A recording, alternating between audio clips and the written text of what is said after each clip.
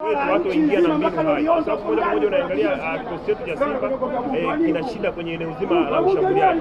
Nadhani kwenye mechi ile ya juzi ya Coast ameenda kuliona na ndio eneo ambalo kocha anatakiwa aende kalifanyie maboresho sana.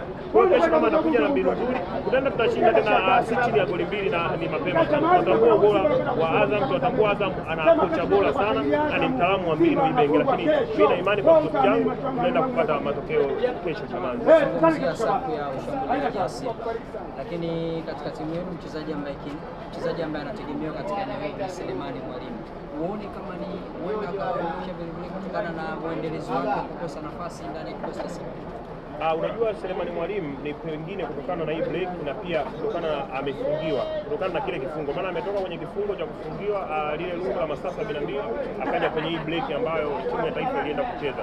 Kwa hiyo unaona mwili kidogo ulipokea uchovu au kurejea moja kwa moja. Tumeona hata mechi ile pale ya jana ambayo yeye mwenyewe alikuwa anatakiwa ashinde hata mechi 3 dhidi ya Coast Union, lakini umeona amepata nafasi moja ambayo ikaenda ikampa win-win. Nadhani amerudi kwenye kiwanja cha mazoezi na kocha ameliona lile ndio eneo ambalo anatakiwa alifanyie maboresho. Ukiangalia Simba namna inavyocheza, shida inaanzia kwenye viungo wa juu ambao wanaenda kutengeneza nafasi ambaye anaenda kuskoa. Lakini kwenye upande wa backline wako vizuri. Nadhani kocha amerudi kwenye uwanja wa mazoezi, ameenda kuwajengea confidence ili kusudi waingie mechi ya imara. Unajua kucheza na timu daraja la Coast Union inaweza ikakupa nafasi nyingi, lakini usitegemee kuona kwenye mechi kama ya Azam wewe ukapata nafasi nyingi vile na kwenda kucheza. Mechi ya Azam inaweza kukupa nafasi moja yeye unataka utumie kutokana na quality aliyokuwa nayo Azam.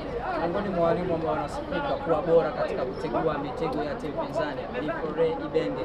Kesho mnakwenda kukabiliana naye. Uone hiki nacho kitakuwa ni kikwazo kingine kwa mjani?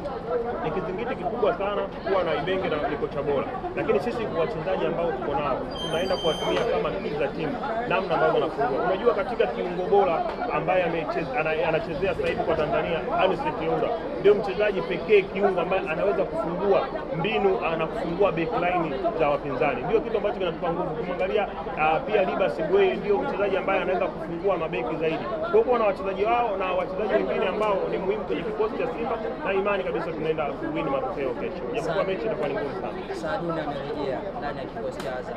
Mchezo wa kwanza ndio mtu ambaye aliwazuru zaidi.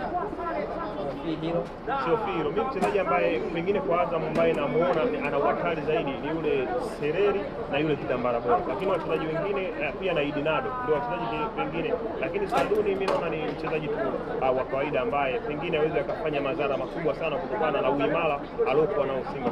Simba sasa hivi imeimarika, sio ile Simba ambayo walienda wakaifunga goli mbili, kwa sababu wale wakina Mkwala au wakina Mudo Mutare wale wote hawapo. Sasa hivi tuna wachezaji wengine sana wakina Ruemba na wakina Olise Kiongo. Lakini Kapombe bado yupo Simba. Kapombe yupo na ndio beki bora katika mabeki bora miaka 10 ya mpira ambao nimeshawahi kuwashuhudia.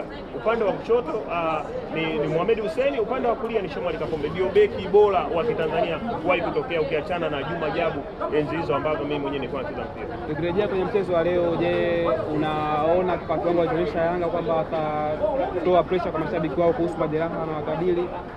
Namna ambapo wamecheza leo Yanga ni kwa sababu tu wamewin, lakini Yanga kwenye kosi yao ana madhaifu mengi tu ambayo bado yapo. Ana madhaifu mengi. Yanga pengine anaweza akawa hana madhaifu, lakini wachezaji wake pia wametumika sana, wamechoka. Yaani wachezaji wa Yanga ukiangalia wamechoka. Wameshinda kwa hii timu na yenyewe ndio imejitokea zaidi.